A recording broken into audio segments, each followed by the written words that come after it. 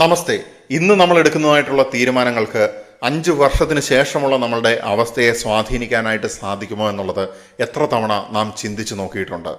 Choice, നമ്മൾ ഇന്ന് എടുക്കുന്നതായിട്ടുള്ള choice, അതാണ് നമ്മളുടെ ഫ്യൂച്ചറിനെ ഇൻഫ്ലുവൻസ് ചെയ്യുന്നത് എന്നുള്ളത് സൈക്കോളജി തന്നെ മുന്നോട്ട് വെക്കുന്നതായിട്ടുള്ള ഒരു പ്രധാനപ്പെട്ട ഒരു തിയറിയാണ് എന്നുള്ളതാണ്. സോ എനിക്ക് കഴിയില്ല, എനിക്ക് ജോലി മേടിക്കാനായിട്ട് സാധിക്കില്ല, എനിക്ക് ഭാഗ്യമില്ല, എനിക്ക് പണം ഉണ്ടാക്കാനായിട്ട് സാധിക്കുന്നില്ല എന്നൊക്കെ വിചാരിച്ചിരിക്കുന്ന സമയത്ത് നമ്മൾ പോലും അറിയാതെ ഒരു ചോയ്സ് അവിടെ എടുക്കുകയാണ് എന്നുള്ളതാണ്.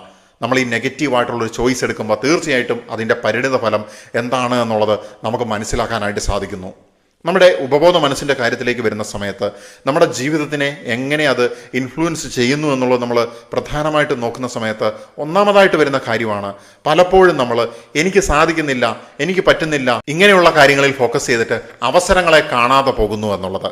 സോ ഇങ്ങനെ എപ്പോഴും നമ്മൾ മനസ്സിനെ ഫീഡ് ചെയ്തുകൊണ്ടിരിക്കുന്ന സമയത്ത് എനിക്ക് നെഗറ്റീവാണ്, എനിക്ക് പരാജയമാണ്, എനിക്ക് പേടിയാണ്, എനിക്ക് ആശങ്കയാണ്, എനിക്കൊന്നിനും സാധിക്കുന്നില്ല, അങ്ങനെ ആകുന്ന സമയത്ത് നമ്മുടെ പ്രവർത്തികളും അതിനനുസരിച്ചിട്ട് മാത്രം വരുമെന്നുള്ളതാണ്. എനിക്ക് കൃത്യമായിട്ട് നല്ലൊരു ജോലി കണ്ടുപിടിക്കാൻ സാധിക്കുന്നില്ല, എനിക്ക് ചെയ്യാനായിട്ട് സാധിക്കുന്നില്ല. ചിലപ്പോൾ ചില ആൾക്കാരുണ്ട് ഗവൺമെൻറ് ജോലി മാത്രം കിട്ടിയാലേ ചെയ്യുള്ളൂ, ശാഠ്യം പിടിച്ചിരിക്കുകയാണ്. ഷാരൂഖ് ഖാൻ വന്നിട്ടുണ്ടെങ്കിലും എൻ്റെ മകളെ ഞാൻ അവന് കല്യാണം കഴിച്ച് കൊടുക്കില്ല എന്ന് പറഞ്ഞ ആ സിനിമയിലുള്ള ഒരു അമ്മച്ചിയുണ്ടല്ലോ, അതേ അവസ്ഥ തന്നെയാണ് ഇത് എന്നുള്ളതാണ്. സാധാരണ ഒരു ഗവൺമെൻറ് ജോലിക്ക് അപ്പുറത്തേക്ക് വളർന്ന ഒരാളെ പോലും കാണാൻ സാധിക്കുന്നില്ല. അതായത് ഇതെനിക്ക് കിട്ടാത്തത് കൊണ്ട് എനിക്ക് അതിനേക്കാളും വലുതുപോലും എനിക്ക് കാണാൻ സാധിക്കുന്നില്ല. ബിക്കോസ് ദീസ് പീപ്പിൾ എന്താണ് ചെയ്യുന്നത്, അവരുടെ ചോയ്സ് എന്ന് പറയുന്നത് ഈ അടഞ്ഞു കിടക്കുന്ന വാതിലിൽ മാത്രമാണ് അവർ നോക്കിക്കൊണ്ടിരിക്കുന്നത് എന്നുള്ളതാണ്. സോ നമ്മളുടെ മനസ്സിലേക്ക് ഈ നെഗറ്റീവ്സിനെ തന്നെ ഫീഡ് ചെയ്ത് കൊടുത്തിട്ടുണ്ടെങ്കിൽ തീർച്ചയായിട്ടും നെക്സ്റ്റ് 5 ഇയർ കഴിയുമ്പോൾ വളരെ വലിയൊരു നെഗറ്റീവായിരിക്കും നമുക്ക് കിട്ടുക എന്നുള്ളതാണ്. നമ്മൾ ആ നെഗറ്റീവിനെയാണ് നമ്മൾ ഈ പറയുന്ന വെള്ളം ഒഴിച്ചും വളവിട്ടും പരിപോഷിപ്പിച്ച് ഇങ്ങനെ വളർത്തിക്കൊണ്ടുവരുന്നത്. അങ്ങനെ നമ്മൾ കാറ്റ് വിതച്ചിട്ട് കൊടുങ്കാറ്റിനെ കൊയ്യുന്നു എന്നുള്ളതാണ്. ചെറിയ വട കൊടുത്ത് വലിയ വട മേടിച്ചു എന്ന് പറഞ്ഞതുപോലെ ഒരു ചെറുതായിട്ടുള്ള നമ്മളെ തീരുമാനവും ചോയ്സും ഈ ആശങ്കയും ഒക്കെ നമ്മളെ നെഗറ്റീവായിട്ടുള്ള അവസ്ഥയിലേക്ക് എത്തിക്കുകയാണ്. അതിനപ്പുറത്തേക്ക് നമ്മൾ ഉള്ളിലേക്ക് തിരിയേണ്ടിയിരിക്കുന്നു. കുറവിനേക്കാൾ കൂടുതലായിട്ട് നമ്മൾ അവസരങ്ങളെ കാണേണ്ടിയിരിക്കുന്നു. ഇങ്ങനെ കുറവിനെ കുറിച്ച് ചിന്തിക്കുന്നവർ എന്താണ് ചെയ്യുന്നത്? ഞാൻ പരീക്ഷയ്ക്ക് തോൽക്കും, ഞാൻ ജീവിതത്തിൽ തോൽക്കും, എനിക്ക് ഈ ജോലി കിട്ടില്ല, ആ ജോലി കിട്ടില്ല, ഇത് തന്നെയാണ് വിഷ്വലൈസ് ചെയ്തുകൊണ്ടിരിക്കുന്നത്.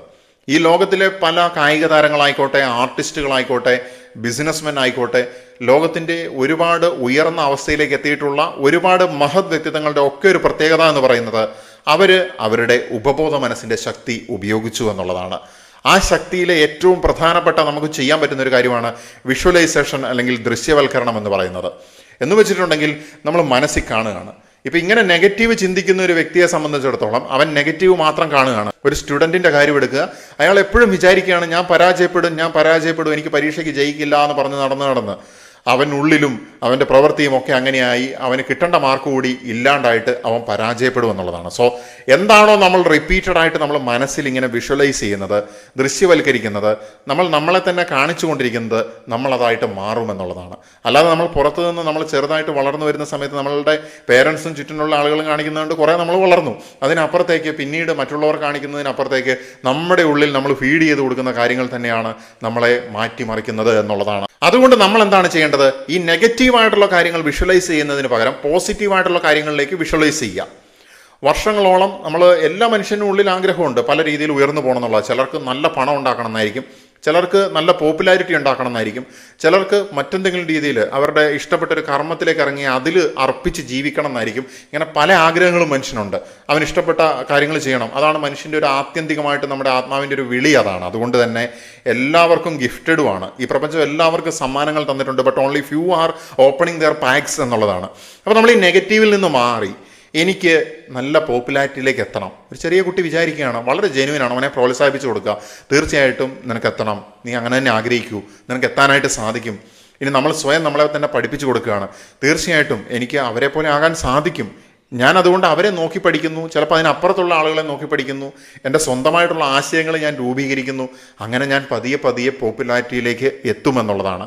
അപ്പോൾ കഴിഞ്ഞ 10 വർഷം മുൻപ് ഉണ്ടായിരുന്ന നിങ്ങളാണോ ഇപ്പോഴുള്ള നിങ്ങളെന്നുള്ളതൊന്ന് ചിന്തിച്ച് നോക്കുക. അന്ന് നിങ്ങൾ നട്ട് നനച്ച് വളർത്തിയ പോസിറ്റീവായിട്ടുള്ള പല കാര്യങ്ങളുമാണ് നിങ്ങളെ ഇന്ന് നിങ്ങളുടെ നല്ല അവസ്ഥകളിലേക്ക് എത്തിച്ചിരിക്കുന്നത്. അല്ലെങ്കിൽ നമുക്ക് എന്തെങ്കിലും നെഗറ്റീവായിട്ട് സംഭവിച്ചിട്ടുണ്ടെങ്കിൽ അത് അന്ന് നട്ട് നനച്ചതിൻ്റെ റിസൾട്ടാണ് എന്നുള്ളതാണ്. സോ നമ്മൾ ഇപ്പോൾ എന്ത് ചെയ്യുന്നു എന്നുള്ളത് വളരെ പ്രധാനമാണ്. കഴിഞ്ഞത് നമുക്ക് കഴിഞ്ഞുപോയി. അപ്പോൾ നമ്മൾ അതിൽ നിന്ന് പാഠം ഉൾക്കൊള്ളുകയാണ് ചെയ്യുന്നത്. സോ നമ്മൾ പോസിറ്റീവായിട്ട് എനിക്ക് ജോലി കിട്ടും, എനിക്ക് പണം ഉണ്ടാക്കാനായിട്ട് സാധിക്കും, ഇങ്ങനെ വിഷ്വലൈസ് ചെയ്യുന്ന സമയത്ത് തീർച്ചയായിട്ടും നമ്മുടെ മനസ്സും നമ്മുടെ ബ്രെയിനും നമ്മുടെ ശരീരം ഒക്കെ അങ്ങോട്ടേക്ക് ഈ എനർജീനെ ഫോക്കസ് ചെയ്യുമെന്നുള്ളതാണ്. സോ നമുക്കത് പതിയെ അച്ചീവ് ചെയ്യാനായിട്ട് സാധിക്കും. ഇതൊന്നും ഒറ്റ ദിവസം കൊണ്ട് നടക്കുന്ന അല്ലെങ്കിൽ ഒരു രാത്രി കൊണ്ട് നടക്കുന്ന ഒരു കാര്യമല്ല. പല ദിവസങ്ങൾ ഇതിൽ കൂടെ കടന്നു പോകുന്ന സമയത്ത് സ്ലോലി അത്ഭുതകരമായിട്ടുള്ള ചേഞ്ചസ് യൂണിവേഴ്സ് നമ്മുടെ മുന്നിൽ കാണിച്ചു തരുമെന്നുള്ളതാണ്. ഇതിനായിട്ട് പ്രധാനമായിട്ടും ഞാനിപ്പോൾ പറഞ്ഞതുപോലെ, ഞാനിപ്പോൾ ഉദാഹരണങ്ങളാണ് പറഞ്ഞത്, ഇതിൻ്റെ അടിസ്ഥാനം എന്താണ്? നമ്മൾ സ്വയം സംസാരിക്കുന്ന നമ്മുടെ ഭാഷ മാറ്റുകയാണ്. പലപ്പോഴും നമ്മൾ ചില ആളുകളൊക്കെ സംസാരിക്കുന്നത് അവരോട് സംസാരിക്കുന്നത് നമ്മൾ നമ്മുടെ ഉള്ളിലേക്ക് സംസാരിക്കുന്നത് ഒന്ന് ചിന്തിച്ചു നോക്കൂ. നിങ്ങൾക്ക് നല്ല വിഷമമുള്ളൊരു ദിവസം നിങ്ങളുടെ ഉള്ളിലേക്ക് നിങ്ങൾ എങ്ങനെയാണ് ഇത് സംസാരിച്ചിരുന്നത്? അല്ലെങ്കിൽ നിങ്ങൾക്ക് നല്ല സന്തോഷമുള്ളൊരു ദിവസം നിങ്ങൾ എങ്ങനെയാണ് സംസാരിക്കുന്നത്? ഇപ്പോൾ ഈ വീഡിയോ കേട്ടോണ്ടിരിക്കുന്നതിൻ്റെ കുറച്ച് മുമ്പ് നിങ്ങൾ എങ്ങനെയായിരുന്നു സംസാരിച്ചത്? ഇപ്പം നിങ്ങൾ എന്താണ് ആലോചിച്ചുകൊണ്ടിരിക്കുന്നത്? വീഡിയോ കഴിഞ്ഞാൽ നിങ്ങൾ തീർച്ചയായിട്ടും സംസാരിക്കേണ്ടത് നിങ്ങൾക്ക് നല്ലത് വരും, അല്ലെങ്കിൽ ഞാൻ മിടുക്കനാണ്, ഞാൻ മിടുക്കിയാണ്, എനിക്ക് ഈ ലോകത്ത് ചില ആൾക്കാരുണ്ട് എനിക്ക് നിറം കുറവാണ്, അല്ലെങ്കിൽ എനിക്ക് സൗന്ദര്യം കുറവാണ്, ഇങ്ങനെയൊക്കെ വിചാരിക്കുന്ന ആൾക്കാരുണ്ട്. ഞാൻ പറയുകയാണ്, ഈ ലോകത്ത് സൗന്ദര്യം ഇല്ലാത്തതായിട്ട് ഒരു കാര്യവുമില്ല. ഏതൊരു പൂവിനെ എടുത്തു നോക്കിയാലും ആ പൂവിന് അതിൻ്റേതായിട്ടുള്ളൊരു ഭംഗിയുണ്ട്. ഓരോ മരത്തിനും അതിൻ്റേതായിട്ടുള്ള പർപ്പസുണ്ട്. ഈ ലോകത്തിലെ ഓരോ സൃഷ്ടിക്കും അതിൻ്റേതായിട്ടുള്ളൊരു പർപ്പസുണ്ട് എന്നുള്ളത് എൻ്റെ ഒരു സുഹൃത്ത് എന്നോട് പറഞ്ഞത് ഞാൻ ഇപ്പോഴും ഓർക്കുകയാണ്. സോ ഈ ലോകത്ത് എല്ലാ രീതിയിലുള്ള മനുഷ്യരും വേണം. നമുക്ക് നമ്മളായിരിക്കുന്ന അവസ്ഥയിൽ നമുക്ക് ഏറ്റവും ബെറ്റർ ആക്കാനായിട്ട് എപ്പോഴാണോ സാധിക്കുന്നത് അതിനുവേണ്ടി നമ്മൾ ട്രൈ ചെയ്തുകൊണ്ടിരിക്കുക എന്നുള്ളതാണ്. അത് സാധിക്കുമ്പോൾ നമ്മൾ ഏറ്റവും നമ്മുടെ രീതിയിൽ നമ്മുടെ ആ ഒരു അവസ്ഥയിലേക്ക് ഉയർന്നു വരാനായിട്ട് സാധിക്കും. ഈ ലോകത്ത് 1000 മെസ്സികളില്ല, 1000 ക്രിസ്ത്യാനോ റൊണാൾഡോ ഇല്ല. അവർ 1ഉം 2ഉം പേരും തന്നെ ഉള്ളൂ, ഇല്ലേ? അത് നമുക്കറിയാവുന്ന ഒരു കാര്യമാണ്. സിമിലർലി നിങ്ങളുടെ പേര് അതെന്താണെന്ന് ഞാൻ പറയുന്നില്ല, ആ പേര് നിങ്ങൾക്കറിയാം. ആ ഒരു വ്യക്തിയും ഈ ലോകത്ത് വേറെ ഇല്ല എന്നുള്ളതാണ്. പേരുകളുണ്ടെങ്കിലും ആ വ്യക്തി ഇല്ല എന്നുള്ളതാണ്. സോ നമുക്കും യുണീക്കായിട്ട് ഗ്രോ ചെയ്യാനുള്ള ഒരു ഫ്രീക്വൻസി, ഒരു സ്ഥലം, ഒരു സ്പേസ് യൂണിവേഴ്സ് തന്നിട്ടുണ്ട്. കാരണം പ്രപഞ്ചം വിശാലമാണ്. ഇതിലേക്ക് ആദ്യമായിട്ട് വേണ്ടത് ചെറിയ ചെറിയ ശീലങ്ങളാണ്. ഈ ചെറിയ ശീലങ്ങളാണ് നമുക്ക് വലിയ മാറ്റങ്ങൾ ഉണ്ടാക്കി തരുന്നത് എന്നുള്ളതാണ്. നമ്മളുടെ ജീവിതത്തിൽ നമ്മൾ ഓരോ ചെറിയ കാര്യങ്ങൾ ചെയ്യുന്ന സമയത്ത് അതിനൊക്കെ തീർച്ചയായിട്ടും വലിയൊരു എഫക്റ്റ് ഉണ്ട്.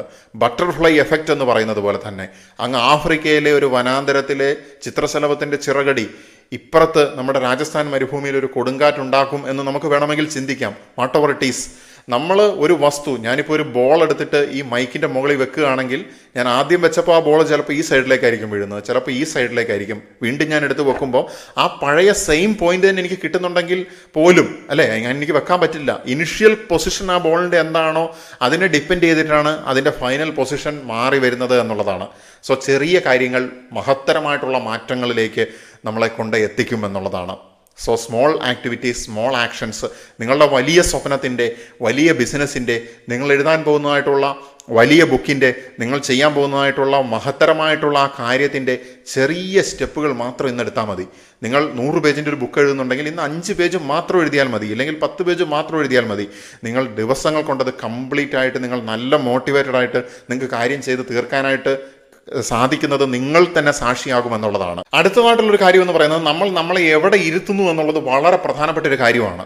അതായത് നമ്മുടെ ചുറ്റിനും എപ്പോഴും പരദൂഷണം മാത്രം പറയുന്ന ആൾക്കാർ, അല്ലെങ്കിൽ നമ്മളെ എപ്പോഴും ഊറ്റിക്കൊണ്ടിരിക്കുന്നതായിട്ടുള്ള ആൾക്കാർ, മറ്റുള്ളവരുടെ കുറ്റം മാത്രം പറയുന്നതായിട്ടുള്ള ആൾക്കാർ, ഒരു ഉപകാരമില്ലാത്ത വർത്തമാനം മാത്രം പറഞ്ഞുകൊണ്ടിരിക്കുന്നതായിട്ടുള്ള ആൾക്കാർ, ടോക്സിക് ആയിട്ടുള്ള ആൾക്കാർ, ഇങ്ങനെയുള്ള ഒരു എൻവയോൺമെൻറ്റിൽ നമ്മളെ തന്നെ നിർത്തിയത് കൊണ്ട് എന്തെങ്കിലും കാര്യമുണ്ടോ? ഇപ്പോൾ ജോലി സ്ഥലമായിരിക്കാം, അല്ലെങ്കിൽ മറ്റെന്തെങ്കിലും ആയിരിക്കാം.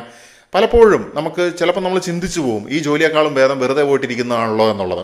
ചിലപ്പോൾ വിഷയം എടുക്കുന്നതാണ് ഇതിൽ നല്ലതെന്ന് പോലും നമ്മൾ ചിന്തിക്കുമെന്നുള്ളതാണ്. സോ ഞാൻ പറയുന്നത് എന്താണെന്ന് വെച്ച് കഴിഞ്ഞിട്ടുണ്ടെങ്കിൽ, നമ്മൾ ആരെ കൊണ്ടാണോ നമ്മളെ സറൗണ്ട് ചെയ്യിപ്പിക്കുന്നത് അതിന് വലിയൊരു സ്വാധീനമുണ്ട്. സബ്ലിമിനൽ അഫർമേഷൻ എന്നൊക്കെ പറയുന്നതിനുള്ളൊരു കൺസെപ്റ്റ് ഉണ്ട്, അല്ലെങ്കിൽ സബ്സെപ്ഷൻ, അല്ലെങ്കിൽ സബ്ലിമിനൽ പെർസെപ്ഷൻ എന്ന് പറയുന്നൊരു കൺസെപ്റ്റ് മനഃശാസ്ത്രത്തിലുണ്ട്. 100% അത് സയൻറ്റിഫിക്കായിട്ട് തെളിയിക്കാൻ സാധിച്ചിട്ടുള്ളൊരു കാര്യമല്ല. എങ്കിലും ഞാൻ പറയുകയാണ്, നമ്മൾ ശ്രദ്ധിക്കാതെ പോകുന്നതായിട്ടുള്ള എൻവയോൺമെൻറ്റിൽ നിന്ന് കിട്ടുന്നതായിട്ടുള്ള ചില സ്റ്റിമുലൈ അല്ലെങ്കിൽ സ്റ്റിമുലസ് അത് നമ്മളിലേക്ക് കിട്ടുമ്പോൾ നമ്മളത് ചിലപ്പം നമുക്ക് പെർസീവ് ചെയ്യാൻ പറ്റുന്ന ലെവലിനേക്കാളും താഴെയായിരിക്കും അതിൻ്റെ സ്ട്രെങ്ത് എന്ന് പറയുന്നത്. അതിന് എന്താ പറയുക, ഒരു അബ്സല്യൂട്ട് ത്രിഷോൾഡ്, മിനിമൽ ത്രിഷോൾഡ് എന്നൊക്കെ പറയുന്ന ഒരു സംഗതിയുണ്ട് സൈക്കോളജിയിൽ. അപ്പം നമുക്ക് ഡിറ്റക്ട് ചെയ്യാൻ പറ്റുന്ന ആ ഒരു മിനിമൽ ത്രിഷോൾഡിൻ്റെ താഴെയാണെങ്കിൽ വളരെ മൈന്യൂട്ടായിട്ടുള്ളൊരു ശബ്ദം നമുക്ക് കേൾക്കാൻ പറ്റുന്നില്ല, വളരെ ദൂരെ എന്നുള്ളൊരു പാട്ട് ചിലപ്പോൾ നമ്മൾ ശ്രദ്ധിക്കുന്നില്ല, ബട്ട് നമ്മുടെ ഉപബോധ മനസ്സ് അതിനെ പിടിച്ചെടുക്കുമെന്നുള്ളതാണ് ആ ഒരു തിയറിയിൽ പറയുന്നത്. അപ്പോൾ അവർ ചില പരീക്ഷണങ്ങളൊക്കെ നടത്തി. സിനിമാ തിയേറ്ററിൽ ചില ഡ്രിങ്ക്സിൻ്റെയും ചില സ്നാക്സിൻ്റെയും ഒക്കെ പരസ്യം സിനിമേൻ്റെ ഇടയിൽ മിന്നി മറിഞ്ഞങ്ങ് പോവുകയാണ്. അത് പെർസീവ് ചെയ്യാനുള്ള സമയം പോലും മനുഷ്യന് കിട്ടുന്നില്ല. അപ്പോൾ അത്രയും ചെറിയ സമയത്തിനുള്ളിൽ അങ്ങനെ സിനിമയിൽ കാണിച്ചിട്ട് പിന്നീട് ആ തിയേറ്ററിൽ കൂടുതൽ ബിസിനസ് ഈ പ്രൊഡക്ട്സിൻ്റേത് ഇൻ്റർവൽ ടൈമിൽ ഉണ്ടായി എന്നൊക്കെ ചില വാദങ്ങളുണ്ട്. പക്ഷേ അതിനൊക്കെ ഒരുപാട് കോൺട്രോവേഴ്സീസ് ഉണ്ട്.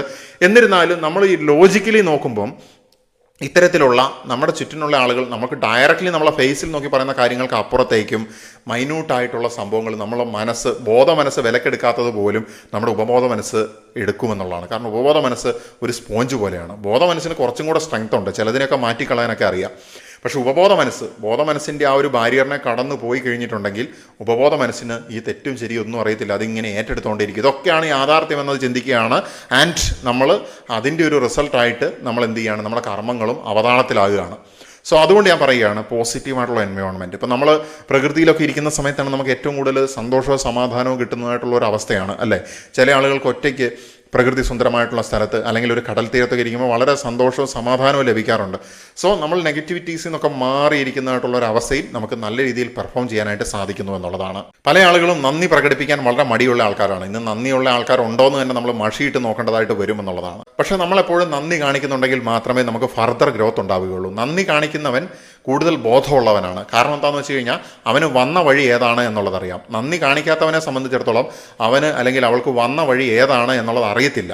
അവർക്ക് ബോധം കുറവാണ്. വന്ന വഴി മറക്കുന്നവൻ തീർച്ചയായിട്ടും ഇപ്പോൾ നടന്നുകൊണ്ടിരിക്കുന്ന വഴിയിൽ എങ്ങനെ എത്തി എന്നുള്ളത് മറന്നു പോകുന്നത് കൊണ്ട് മുന്നോട്ട് എങ്ങനെ പോകണം എന്നുള്ളത് മറന്നു പോകുന്നതായിട്ടുള്ള ഒരു സാഹചര്യം വന്നു ചേരുമെന്നുള്ളതാണ്. എല്ലാത്തിലും ഉപരിയായിട്ട് പ്രവർത്തനമാണ് ഏറ്റവും വലിയ മാനസിക പരിശീലനം എന്ന് ഞാൻ പറയുകയാണ്. ആർ യു ഡൂയിങ് ദ കർമ്മ? ചെറുതാണെങ്കിലും അത് ചെയ്യാനായിട്ട് സാധിക്കുന്നുണ്ടോ? കുറേ ചിന്തിച്ചതുകൊണ്ട് കാര്യമില്ല. പ്രവൃത്തി എന്ന് പറയുന്നത് ആക്ച്വലൈസ് ചെയ്യാനായിട്ട് നമുക്ക് സാധിക്കുന്നുണ്ടോ? അതുകൊണ്ട് ഞാൻ പറയുകയാണ്, നമ്മുടെ ഉപബോധ മനസ്സിനെ ഇത്തരത്തിൽ നമ്മളുടെ ചിന്തകൾ മെച്ചപ്പെടുത്തുന്നതിലൂടെ നമ്മൾ ഉയർത്തിക്കൊണ്ട് വരുന്ന സമയത്ത് നമ്മളുടെ പ്രവർത്തികൾ അത് നാച്ചുറലായിട്ട് അതിലേക്ക് പ്രതിഫലിക്കുന്നത് നമുക്ക് കാണാനായിട്ട് സാധിക്കുമെന്നുള്ളതാണ്. സോ എന്താണോ നമ്മൾ നമ്മളെ മനസ്സിനെ ഫീഡ് ചെയ്യുന്നത്, ആ മനസ്സാണ് നമ്മളുടെ കർമ്മത്തിനെ നിശ്ചയിക്കുന്നത് എന്നുള്ളത് പറയുകയാണ്. കർമ്മ ഇറ്റ് സെൽഫ് എന്ന് പറയുന്നതിനപ്പുറത്തേക്ക് നമ്മുടെ തോട്ട്സ് തന്നെയാണ് ആക്ച്വലി നമ്മളുടെ കർമ്മത്തിനെ കൊണ്ടുവരുന്നത്. ചെയ്യണമെന്നുള്ള തോട്ട് വരുമ്പോൾ അത് നമ്മൾ ചെയ്യുന്നു. അതിനപ്പുറത്തും ഒരുപാട് തോട്ട്സ് നടക്കുന്നു, ചിലത് നമ്മൾ ചെയ്യുന്നില്ല. സോ തോട്ട്സ് അല്ലെങ്കിൽ ആ ചിന്ത എന്ന് പറയുമ്പോൾ നീയാണ്, നിൻ്റെ ഊർജ്ജമാണ്, നിങ്ങളുടെ ആത്മാവിൻ്റെ എനർജിയാണ് എന്ന് ഓർമ്മിപ്പിച്ചുകൊണ്ട് തൽക്കാലത്തേക്ക് ഈ സന്ദേശം ഇവിടെ തുടരുവാൻ വേണ്ടി തന്നെ നിർത്തുകയാണ്. നമസ്തേ.